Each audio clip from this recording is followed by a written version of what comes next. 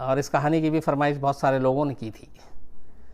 इस कहानी के साथ दो ख़ास चीज़ें जुड़ी हुई हैं। एक, कहते हैं कि मुंबई तब बॉम्बे हुआ करता था, बॉम्बे का ऑफिशियल, उससे पहले भी हालांकि दो चार कहते हैं कि लोग इनकाउंटर हुआ था, लेकिन रिकॉर्ड पे कहते हैं कि ऑफिशियल इनकाउंटर बॉम्बे का यही केस था जिसकी कहानी आज मैं सुनाने जा रहा हूँ।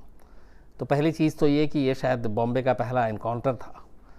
दूसरी ये कि कहानी जुड़ी हुई है कहीं ना कहीं बॉम्बे के पहले अंडरवर्ल्ड डॉन से भी।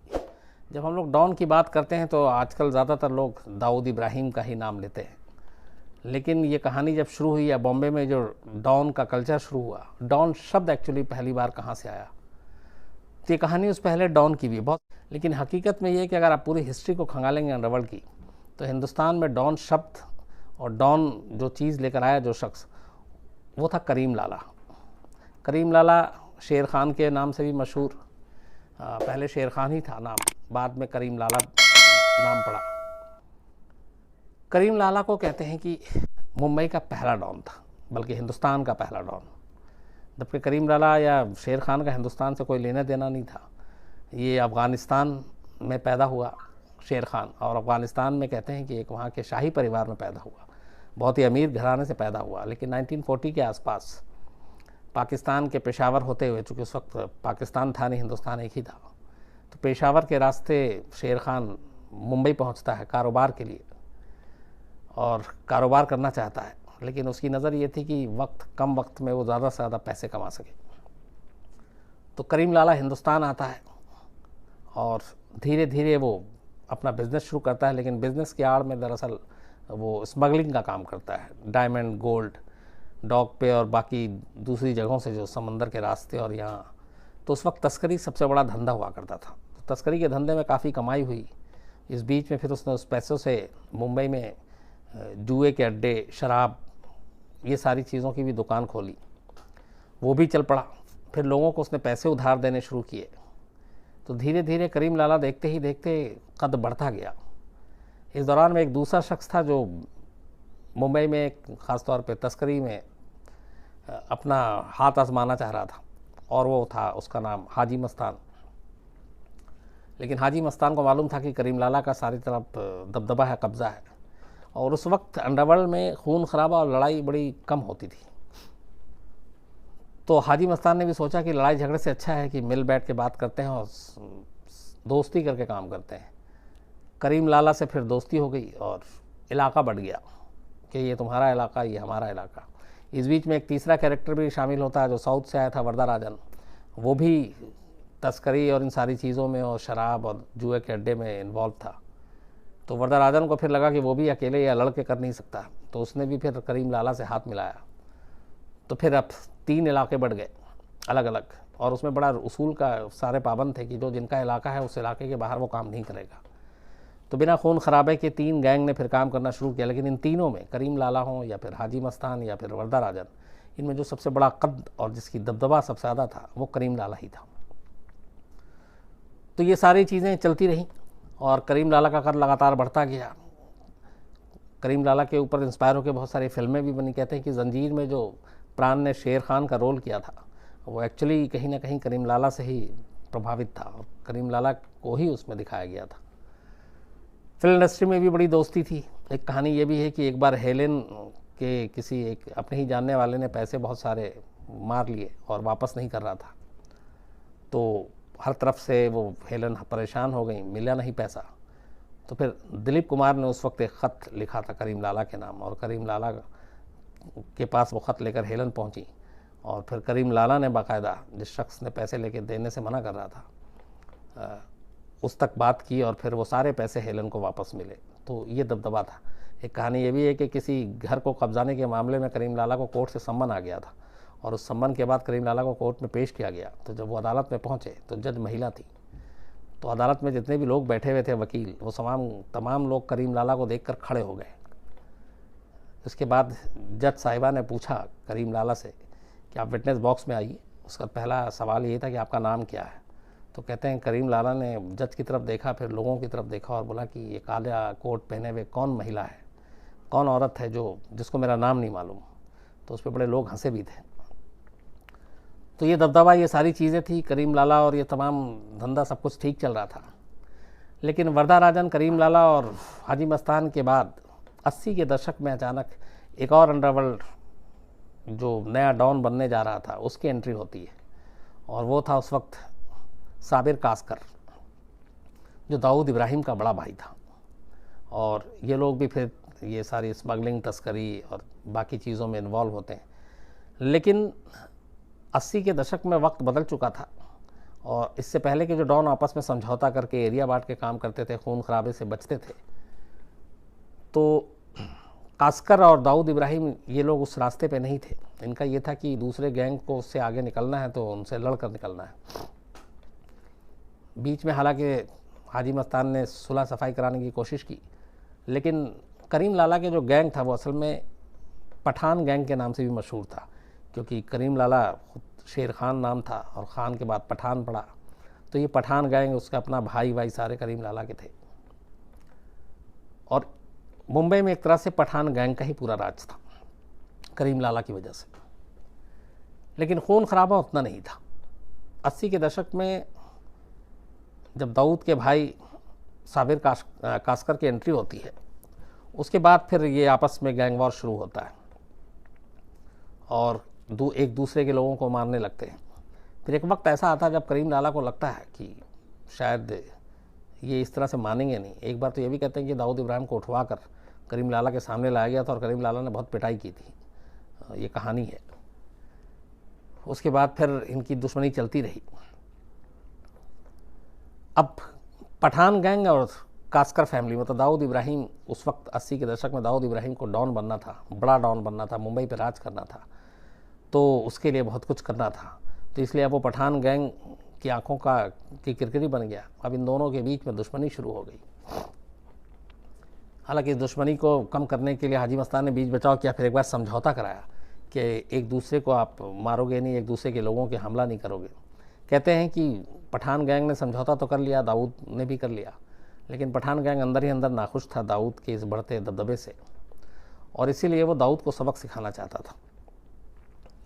इसी दौरान में एक चौथे कैरेक्टर की एंट्री होती है। इस कैरेक्टर का नाम था मनोहर अर्जुन सुर्वे। एक लड़का जो महाराष्ट्र के रत्नागिरी में पैदा हुआ, फिर मुंबई आता है, अपने ताऊ और ताई के पास रहता है पढ़ाई लिखाई के लिए। मुंबई के कीर्ति कॉलेज में एडमिशन लेता है।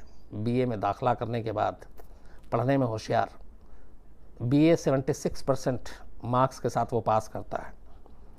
लेकिन उसका जो सौतेला भाई था वो थोड़े क्राइम की दुनिया में दखल रखता था, तो मनोहर अर्जुन सुर्वे अपने उस सौतेले भाई के भी करीब था। फिर कॉलेज के दौरान ही उसने अपना एक गैंग बनाया, छोटी मोटी बदमाशी भी करता था, लेकिन बहुत पढ़ा लिखा, पढ़ने में तेज, 76% मार्क्स, मतलब उस ज़माने में। तो धीरे धीरे फिर वो क्राइम के रास्ते पे चल पड़ता है। और एक बार अपने सौतेले भाई के साथ मिलकर उसी इलाके में किसी से लड़ाई हुई थी, एक शख्स की लड़ाई में जान चली जाती है। उसके कत्ल के सिलसिले में मनोहर सुर्वे, उसके भाई और उसके एक दोस्त, इन 3 लोगों को पुलिस पकड़ के कोर्ट ले जाती है। अदालत इनको उम्र कैद की सज़ा सुना देती है। तब उम्र कैद 14 साल के लिए हुआ करती थी। उम्र कैद के बाद इन तीनों को बॉम्बे की जेल में नहीं रखा जाता, बल्कि पुणे के ही अरवदा जेल में भेज दिया जाता है। लेकिन वहाँ एक दूसरा और भी कई गैंग थे, उनके साथ मारपीट होती है। जब मारपीट होती है तो फिर जेलर परेशान हो जाता है, फिर उसको वहाँ से निकाल कर रत्नागिरी जेल में भेज दिया जाता है। 9 साल बीत जाते हैं जेल के अंदर रहते रहते। 9 साल के बाद एक दिन मौका मिलता है और मनोहर सुर्वे जेल से भाग जाता है। जेल से भागने के बाद वो सीधे मुंबई पहुंचता है, बॉम्बे तब का। बॉम्बे में अब उसका ये था कि अपना गैंग बनाना है, लेकिन उस वक्त तक अंडरवर्ल्ड में भी थोड़ा सा वो चीज़ें आ गई थी, रिलीजियस लाइन पे गैंग वैंग। तो कोशिश करता है कि वो दाऊद इब्राहिम के गैंग में शामिल हो, वहाँ जगह नहीं मिलती, पठान गैंग में शामिल हो, वहाँ जगह नहीं मिलती। तो ये छोटी छोटी वारदात करता रहता है और कुछ लोगों को मारता भी है, सरकारी बैंक को लूटता है, ख़जाने को लूटता है, गाड़ियाँ चुराता है और अपने दुश्मनों को ठिकाने लगाता है। धीरे धीरे मनोहर सुर्वे का थोड़ा नाम होने लगता है और उसके बाद उसका नाम बदल कर अब मनिया सुर्वे हो जाता है, क्योंकि उसके दोस्त उसको मनिया के नाम से बुलाते थे। तो मनिया सुर्वे की जब ये किस्से कि एक बहुत ही नया लड़का आया है जो बड़ा डेयरिंग है, पठान गैंग तक पहुंचती है इसकी कहानी। पठान गैंग दाऊद इब्राहिम और उसके भाई से उस वक्त तक समझौता तो कर चुकी थी, लेकिन पठान गैंग किसी तरह से सबक सिखाना चाहती थी और इसीलिए उसने अब सोचा कि चूँकि हाजी मस्तान के साथ बात हो चुकी है, समझौता हो चुका है, तो ऐसा करते हैं कि कोई किसी एक नए लड़के को ये काम दिया जाए जो दाऊद के बड़े भाई को ठिकाने लगा सके। मनिया सुरवे से मुलाकात होती है तय पठान बंधुओं की, और इसी के बाद मनिया सुरवे को ये काम दिया जाता है कि तुम ये काम करोगे, दाऊद के भाई को जो साबिर कासकर उसको मारोगे। मनिया सुरवे को एक मौका चाहिए था ऑन लेवल में अपनी जगह बनाने के लिए, मुंबई में नाम के लिए। वो फ़ौरन तैयार हो जाता है। इसी के बाद 12 फरवरी 1981 12 फेब 1981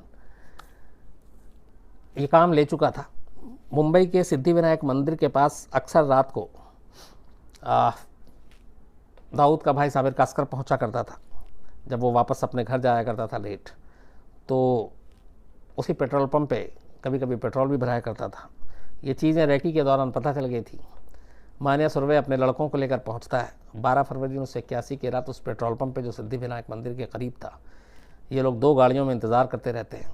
अचानक साबिर कासकर की वहाँ गाड़ी आती है, दाऊद के भाई की गाड़ी में। ये उसको देखते ही उसके बाद ये दोनों तरफ से घेर लेते हैं और मनिया सुरवे जो है अंधाधुंध गोलियां चलाना शुरू कर देता है।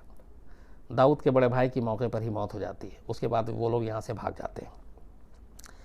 इस कत्ल की खबर अगले दिन सारे अखबार में और उसके बाद हर तरफ अंडरवर्ल्ड में भी चर्चा का विषय है। दाऊद के बड़े भाई का कत्ल, जाहिर सी बात है पहला शक पठान गैंग पे था। पठान गैंग भी थोड़ा घबराता है, लेकिन फिर धीरे धीरे पता चलता है कि ये काम मनिया सुरवे नाम के एक नए गैंगस्टर ने किया है। अब यहाँ से मनिया सुरवे और दाऊद इब्राहिम की दुश्मनी शुरू होती है। लेकिन मनिया सुरवे इसके बाद उसका कद बहुत बढ़ गया और धीरे धीरे वो बहुत सारे फिर क्राइम करने लगा। इवन उसने पुलिस वालों पर भी हमला किया और उसने अपना गैंग बनाया। और इस गैंग में पठान गैंग और एक तरह से दाऊद इब्राहिम गैंग, इनको भी उस वक्त पीछे छोड़ना शुरू कर दिया। अब इसको लेके इन दोनों गैंग में भी बेचैनी हो गई कि एक नया आया है और जिसकी वजह से हमारी ज़मीन खिसकती जा रही है। और मनिया सुरवे का क्राइम लगातार बढ़ता जा रहा था, यहाँ तक कि बॉम्बे पुलिस भी उस वक्त परेशान हो गई। पहले ही वो 80 से लेकर 84 तक पठान, बल्कि 84 नहीं 80 और 81 के दौरान में पठान गैंग और दाऊद इब्राहिम गैंग के बीच में होने वाले खून खराबे से मुंबई पुलिस परेशान थी। दोनों को वार्निंग भी दिया गया। अब उधर मनिया सुरवे भी एंट्री ले लेता है, तो बॉम्बे पुलिस के लिए अब 3 तरफ से परेशानी थी। और इन्हीं सब चीज़ों को देखते हुए बॉम्बे पुलिस ने फिर ये फैसला किया था कि अब बहुत हुआ, इस गैंग को रोकने के लिए कुछ कड़े कदम उठाए जाएंगे। उन्होंने बाकायदा इन गैंग को सबको मैसेज भी भिजवाया गया। और फिर हुआ कि पहला जो इसको रोका जाए वो है मनिया सुरवे। तो मनिया सुरवे को ठिकाने लगाने के लिए एक स्पेशल टीम बनाई गई और इस टीम को लीड किया था इसाक बागवान करके एक वहाँ पे उस वक्त अफसर थे क्राइम ब्रांच में। और ये हुआ कि हल यही है कि इसका इनकाउंटर किया जाए। इसके बाद धीरे धीरे करके मनिया सुरवे के एक लोगों को जो उसके गैंग के थे पकड़ा गया, उठाया गया, कुछ को मारा गया। लेकिन मनिया सुरवे का सुराग नहीं मिल रहा था। वो लगातार अपने जैसे से साथी पकड़े जाते, वो अपना जगह बदलता जाता। बीच में वो मुंबई छोड़कर भाग गया, फिर वापस आया, फिर अलग अलग ठिकानों पे जगहों पे रहने लगा। और ख़तरनाक इतना था कि अगर वो उसे पता चल जाता कि कोई हमला कर रहा है या पुलिस वाले हैं, तो वो गोली चलाने से भी नहीं हिचकता। तो उसके इस ख़तरनाक होने के इस सबूत को देखते हुए पुलिस भी बड़ी एहतियात के साथ उसका पीछा कर रही थी, सुराग ढूंढ रही थी। लेकिन लगभग दाऊद इब्राहिम के बड़े भाई के कत्ल को 1 साल बीत गए। मनिया सुरवे के गैंग के ज़्यादातर लोग पकड़े गए, मनिया सुरवे का सुराग नहीं मिल रहा था। इसी बीच में तारीख आती है एक 11 जनवरी 1982। बड़े भाई की मौत के बाद दाऊद इब्राहिम का एक ही मकसद था और वो ये था कि अपने बड़े भाई की मौत का बदला लेना। और उसे पुख्ता सबूत मिल चुका था कि ये काम मनिया सुरवे ने किया। काम कराया पठान गैंग ने। तो पठान गैंग के बहुत सारे लोगों के साथ दाऊद इब्राहिम की मुठभेड़ हुई। कहते हैं दर्जन से ज़्यादा लोग मारे गए। एक एक करके दाऊद उन सबको निपटाता गया। जिन जिन लोगों को भी उसे शक था कि उसके बड़े भाई की मौत में ये लोग शामिल थे, उन सबको एक एक करके वो मारता गया। लेकिन असली कातिल जिसने गोली चलाई थी वो मनिया सुरवे था, और वो दाऊद के हाथ नहीं लग रहा था, यहाँ तक कि बॉम्बे पुलिस के हाथ नहीं लग रहा था। यहाँ ये भी कहते हैं कि उस वक्त दाऊद इब्राहिम के बॉम्बे पुलिस से रिश्ते बड़े अच्छे थे, इसलिए कि पठान गैंग का जो है वो बढ़ रहा था दबदबा, और बॉम्बे पुलिस पठान गैंग के दबदबे को कम करना चाहती थी। अब यहाँ पे भी खेल होता है सब। अब कम करने के लिए उसे चाहिए था कोई दूसरा मोहरा, तो लगा कि दाऊद गैंग अभी नई है, उठेगी, तो पठान गैंग को नीचे लाने के लिए दाऊद गैंग ही बेहतर है। तो बॉम्बे पुलिस ने कहते हैं कि दाऊद गैंग को थोड़ा सा प्रमोट करना शुरू किया पठान गैंग को ख़त्म करने के लिए। यहीं पे बॉम्बे पुलिस ने गलती भी की, क्योंकि पठान गैंग तो उसके बाद धीरे धीरे ख़त्म हो गया, लेकिन उससे बड़ा सरदर्द बन गया दाऊद इब्राहिम जिसने 93 किया। लेकिन उस वक्त तक ये एहसास नहीं था बॉम्बे पुलिस को। तो पठान गैंग और दाऊद गैंग में लड़ाई चल रही थी। बॉम्बे पुलिस ने पठान गैंग के ख़ात्मे के लिए दाऊद को थोड़ा सपोर्ट किया। अब इस दौरान में दाऊद की चूँकि बॉम्बे पुलिस में अच्छी दोस्ती थी, उसको किसी भी कीमत पे मनिया सुरवे चाहिए था, और सारे लोग लगे हुए थे। इसी दौरान दाऊद के ही एक ख़ास गुर्गे ने 11 जनवरी 1982 को बॉम्बे पुलिस के उस टीम को इन्फॉर्मेशन दी जिस टीम को मानिया सुरवे का इनकाउंटर करने के लिए कहा गया था, और उसे कहा कि आज मानिया सुरवे जो है दोपहर को करीब 1:30 बजे के आसपास वडाला एरिया में अंबेडकर कॉलेज जंक्शन के पास आएगा, और टैक्सी से आएगा। खबर उसकी एकदम पुख्ता थी, और वो वहाँ पे एक ब्यूटी पार्लर है उस पार्लर में अपनी गर्लफ्रेंड से मिलने आ रहा। उस ब्यूटी पार्लर से उसको अपनी गर्लफ्रेंड को पिक करना, और फिर वो दोनों कहीं चले जाएंगे। मनिया सुरवे के बारे में जब पुलिस ने तफ्तीश की थी तब ये पता चला था कि उसकी एक गर्लफ्रेंड है, लेकिन वो गर्लफ्रेंड कौन है ये नहीं मालूम था तब तक, ताकि उसके ज़रिए मनिया तक पहुंचा जाए। और मनिया ने भी इस बात का पूरा ख्याल रखा था, लेकिन उस मुखबिर को ये सारी चीज़ें मालूम थी। तो 11 जनवरी 1982 को उस मुखबिर ने पुख्ता जानकारी दी कि आज ये वडाला इलाके में अंबेडकर कॉलेज जंक्शन के पास टैक्सी से आएगा, 1:30 से 2 के बीच में आएगा, और अपनी गर्लफ्रेंड को लेकर जाएगा। खबर सुनते ही पूरी क्राइम ब्रांच की टीम जो है 3 टीमों में, जिसमें 18 लोग शामिल थे, 18 अफसर हथियार से लैस होकर अंबेडकर कॉलेज जंक्शन के चारों तरफ फैल जाते हैं और वक्त का इंतज़ार करते हैं।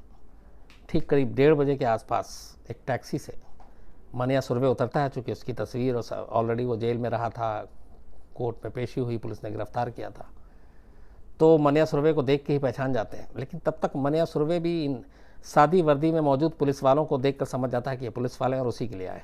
कहते हैं इसी के बाद वो फटाक सा अपना रिवॉल्वर निकालता है, लेकिन इससे पहले कि वो गोली चलाता, इसाक और उनके एक साथी पहले से जो तैयार थे वो सीधे मनिया सुरवे का निशाना लेते हैं और गोली दाग देते हैं। 5 गोली उसके सीने पे मारी जाती है, 1 गोली उसके गर्दन पे लगी थी। मनिया सुरवे वहीं पे ढेर हो जाता है। उसके बाद उसे उठाते हैं, लेकिन वो तब तक मरा नहीं था। फिर उसको पुलिस की गाड़ी में डाला जाता है, और वहाँ से एक सवाई या कोई एक हॉस्पिटल है जो मुश्किल से 10 से 12 मिनट की दूरी पे है, तो उसको 10 से 12 मिनट में उस हॉस्पिटल में पहुँच जाना चाहिए था। लेकिन गाड़ी में डालने के बाद और गाड़ी वहाँ से जब चली 30 मिनट तक वो गाड़ी हॉस्पिटल नहीं पहुँचती है, बल्कि वो गाड़ी बहुत ही स्लो और सड़क पे ही घूमती रहती है। वो कहते हैं इसके पीछे यही वजह थी कि मनिया सुरवे की सांसें चल रही थी इतनी गोली खाने के बाद भी, और पुलिस की टीम नहीं चाहती थी कि मनिया सुरवे जब हॉस्पिटल में पहुँचे तो वो ज़िंदा हो और डॉक्टर उसका इलाज करें और वो ठीक हो जाए। तो पुलिस चाहती थी कि जब ये आखिरी सांस ले चुका हो तब इसको हॉस्पिटल ले जाएंगे, और इसीलिए जो 10-12 मिनट का सफ़र था, जो 10-12 मिनट की दूरी पे हॉस्पिटल था, वहाँ तक पहुँचने में पुलिस को उस वक्त 30 मिनट लगे। जबकि ऐसे सिचुएशन में जहाँ पे किसी की जान को ख़तरा है और बुरी तरह गंभीर से रूप से घायल है, ज़ख्मी है, तो गाड़ी की स्पीड अपने आप तेज़ हो जाती है, जैसे एम्बुलेंस जिस तरीके से भागती है। लेकिन यहाँ पे उल्टा था, तो उसकी वजह यही थी। कहा जाता है कि ये श्योर करना था कि इस एनकाउंटर में मनिया सुरवे बचना नहीं चाहिए। तो वही हुआ। जब वो हॉस्पिटल पहुँचा तब तक मनिया सुरवे की मौत हो चुकी थी।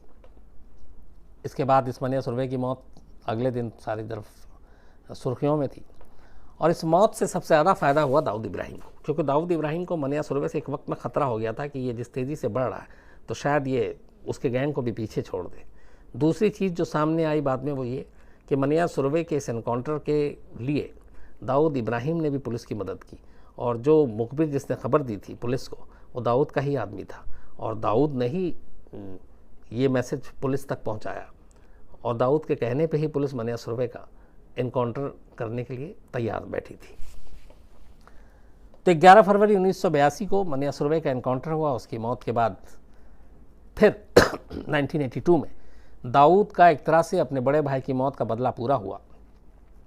मनिया सुरवे के बाद अब मुंबई की सड़कों पर खून खराबे का दौर बहुत तेज़ी से बढ़ गया अब, क्योंकि अब एक मनिया सुरवे हट चुका था, अब सिर्फ बचा जो पठान गैंग और दाऊद। और यहीं से कहते हैं कि दाऊद का उत्थान शुरू हुआ। दाऊद ने एक एक कर पठान गैंग के लोगों को निशाना बनाना शुरू किया।